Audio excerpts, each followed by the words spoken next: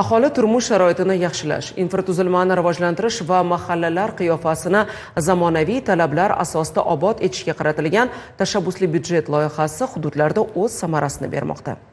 Xususan Toshkent viloyati O'rtachirchiq tumanidagi Taraqqiyot mahallasida ichki yo'llarni ta'mirlash ishlari aholining faol ishtiroki hamda jamoaviy tashabbusi asosida amalga oshirildi. Muxbirimiz Dilobar Xoliqova manzildan xabar qiladi.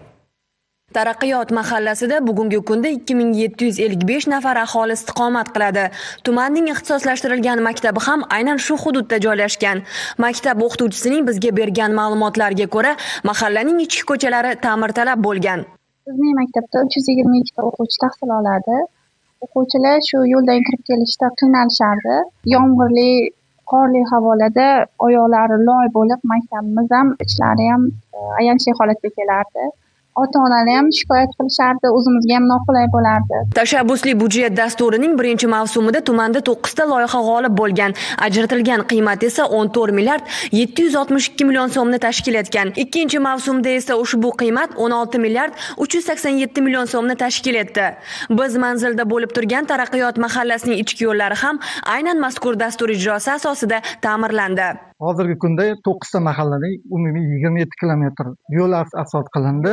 Jumladan Taraqqiyot mahallasining 3 kilometr 100 metr ichki ko'chalari to'liq asfalt qilindi.